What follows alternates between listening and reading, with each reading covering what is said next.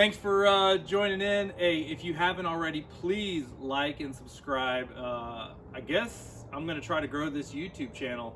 I was never thinking it was going to become a thing, but I get more and more requests to video what I do. I have built trucks, jet skis, ATVs, dirt bikes. I got a moped motor on a BMX bike. We build everything here. So please subscribe if you want to see more builds. In the past couple years, we put a Cummins and a Silverado. We just wrapped up my daughter's LS Swap, old OBS Chevrolet, and she drives that to school every day. So we build everything around here. So please like and subscribe. Also, if you have water getting in your jet ski, check out my man Chris at pwcdoctor.com. Chris did not sponsor this channel, but Chris is a cool dude, and he makes a good product, and I love American-made, solid products, so check them out.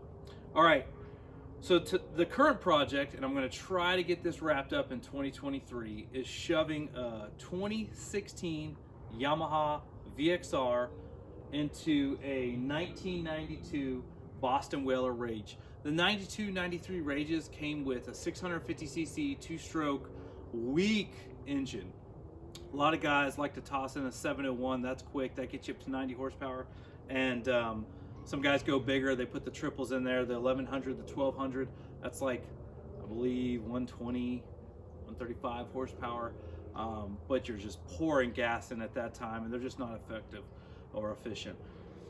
My wife and I are building this because we like to check out all the springs and rivers in Florida. So we need something that has a shallow draft, and we want to be able to get into really tight areas. And then when we come out of those areas, we want to be able to do 50 miles an hour. So that's the goal. 50 miles per hour is just to get down the rivers, check out a lot of places. So yeah, 1992 Boston Whaler. The whole interior has already been cut out. Masson, go ahead and show them that we've already cut out the entire interior. All right, we're just down to the bottom deck, the sandwich foam, and a little bit of the top deck left. All right, I put the gas tank there. Don't worry about that. That was me doing a test. That gas tank will not end up there. What I want to talk about today, though, is Yamaha used a product they call Nano XL for about the past, I don't know, handful of years, and I am not a fan of it. I grew up with old 90s jet skis, and SMC was the way. I know way back in the 70s when Kawasaki started building the jet ski, they were hand laying. Very few first models were hand laid, but ultimately SMC won, and most skis from most manufacturers were SMC. You'll hear that often. Sheet molded compound is what that is. That's just pressing glue and fibers together, and you get a super strong, super easy to work with product. And I love SMC because it can be worked with, epoxy. It's just a very compliant material. Nano XL is plastic. It's light, and I know that's why a lot of guys like it, because those skis were coming out back in the horsepower wars when the four strokes were starting to add forced induction. Everybody was about speed, and they still are, right? Everybody's about going faster. I know they love it, but that Nano is just so weak. But there's more specifically to this 2016, and I don't know if this affects more holes. When I was cutting this one open, I started seeing a lot of areas that I was not proud of Yamaha on, and I've cut a lot of holes open. And this one, I got to say, I found one area that I was like, get out, Yamaha, you allowed so much water in. So Masson, show them here. This is where the gas tank would go in right here, and these are the hold downs for the gas tank straps. And if you look, there's about I don't know, 1/4 inch hole, or it's a square, but water can seep in right there. And I already cut it out right now, but I'll show you. As water comes through, this whole cavity is completely empty. So it's going to be filling with water, and you can even see how dirty it's starting to get as old junk. Call it devil's snot, but this can fill with water.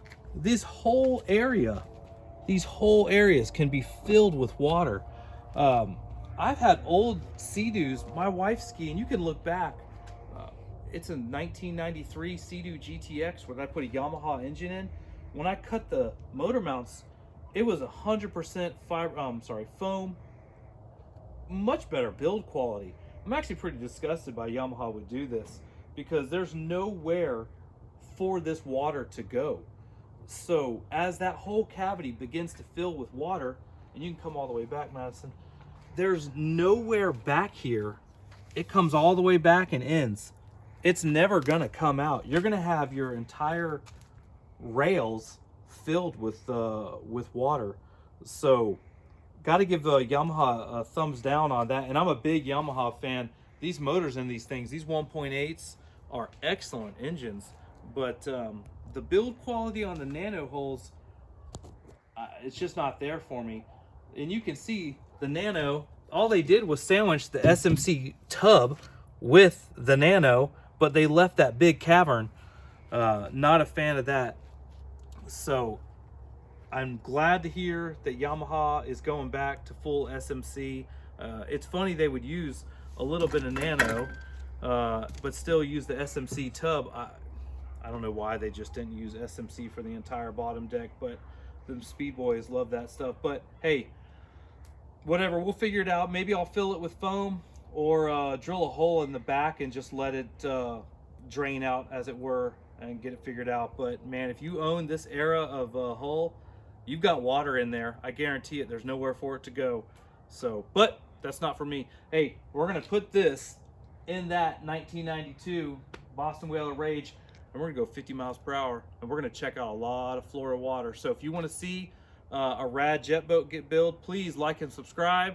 Get the water out of your hull using Chris at PWC Doctors, and yeah, we'll be doing more of this later. Thanks.